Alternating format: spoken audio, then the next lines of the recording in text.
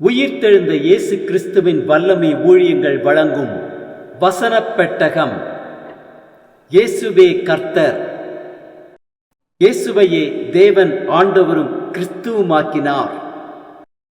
இயேசுவே ராஜாதி ராஜா, கர்த்தாதி கர்த்தா. கிறிஸ்துவே மரித்தோர் மேலும் ஜீவனுள்ளோர் மேலும் ஆண்டவர்.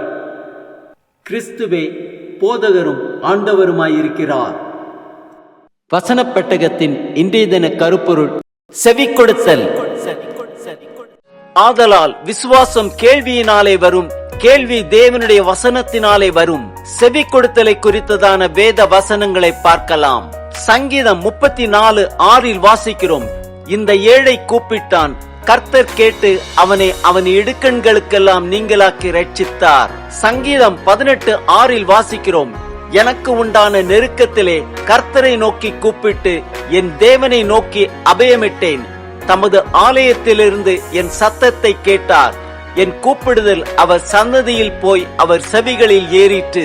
சங்கீதம் 5:3 வாசிக்கிறோம், கர்த்தாவே காலையிலே என் சத்தத்தை கேட்டருளுவீர், காலையிலே உமக்கு நேரே வந்து ஆயத்தமாகி காத்திருப்பேன்.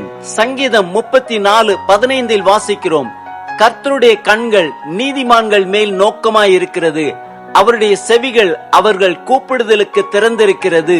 சங்கீதம் 116:1-2 வாசிக்கிறோம், கர்த்தர் என் சத்தத்தையும் என் விண்ணப்பத்தையும் கேட்டதினால் அன்பு கூறுகிறேன், அவர் தமது செவியை எனக்கு சாய்த்தபடியால் நான் உயிரோடு இருக்கும் அளவும் அவரை தொழுது கொள்ளுவேன். நீதிமொழிகள் 4:20-21 வாசிக்கிறோம், என் மகனே என் வார்த்தைகளை கவனி, என் வசனங்களுக்கு உன் செவியை சாய், அவைகள் உன் கண்களை விட்டு பிரியாதிருப்பதாக, அவைகளை உன் இருதயத்துக்குள்ளே காத்துக்கொள்.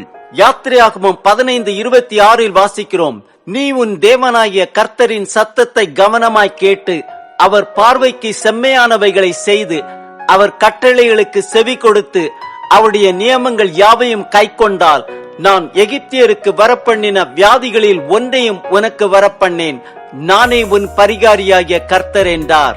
மத்தேயு 7:24 வாசிக்கிறோம், ஆகையால் நான் சொல்லிய இந்த வார்த்தைகளை கேட்டு இவைகளின்படி செய்கிறவன் எவனோ அவனை கன்மலையின் மேல் தன் வீட்டை கட்டின புத்தி உள்ள மனுஷனுக்கு ஒப்பிடுவேன். லூக்கா 11:28 வாசிக்கிறோம், அதற்கு அவர், அப்படியானால் தேவனுடைய வார்த்தையை கேட்டு அதை காத்து கொள்ளுகிறவர்களே அதிக பாக்கியவான்கள் என்றார். பிலிப்பியர் 4:9 வாசிக்கிறோம், நீங்கள் என்னிடத்தில் கற்றும் அடைந்தும் கேட்டும் கண்டும் இருக்கிறவைகள் எவைகளோ அவைகளையே செய்யுங்கள், அப்பொழுது சமாதானத்தின் தேவன் உங்களோடு இருப்பார். 1 யோவான் 5:14-15 வாசிக்கிறோம், நாம் எதையாகிலும் அவருடைய சித்தத்தின்படி கேட்டால் அவர் நமக்கு செவி கொடுக்கிறார் என்பதே அவரை பற்றி நாம் கொண்டிருக்கிற தைரியம். நாம் எதை கேட்டாலும் அவர் நமக்கு செவி கொடுக்கிறார் என்று நாம் அறிந்திருந்தோமானால் அவரிடத்தில் நாம் கேட்டவைகளை பெற்றுக் கொண்டோம் என்றும் அறிந்திருக்கிறோம். யாக்கோபு 1:25 வாசிக்கிறோம், சுவாதீன பிரமாணமாகிய பூர்ண பிரமாணத்தை உற்று பார்த்து அதிலே நிலைத்திருக்கிறவனே கேட்கிறதை மறக்கிறவனாயிராமல் அதற்கேற்ற கிரியை செய்கிறவனாயிருந்து தன் செய்கையில் பாக்கியவானாயிருப்பான். யாக்கோபு 1:19 வாசிக்கிறோம், ஆகையால் என் பிரியமான சகோதரரே, யாவரும் கேட்கிறதற்கு தீவிரமாயும் பேசுகிறதற்கு பொறுமையாயும் கோபிக்கிறதற்கு தாமதமாயும் இருக்க கடவர்கள். யாக்கோபு 1:22 வாசிக்கிறோம், அல்லாமலும் நீங்கள் உங்களை வஞ்சியாதபடிக்கு திருவசனத்தை கேட்கிறவர்களாய் மாத்திரமல்ல அதன்படி செய்கிறவர்களாயும் இருங்கள். 1 பேதுரு 3:12 வாசிக்கிறோம், கர்த்தருடைய கண்கள் நீதிமான்கள் மேல் நோக்கமாயிருக்கிறது, அவருடைய செவிகள் அவர்கள் வேண்டுதலுக்கு கவனமாயிருக்கிறது, தீமை செய்கிறவர்களுக்கோ கர்த்தருடைய முகம் விரோதமாயிருக்கிறது.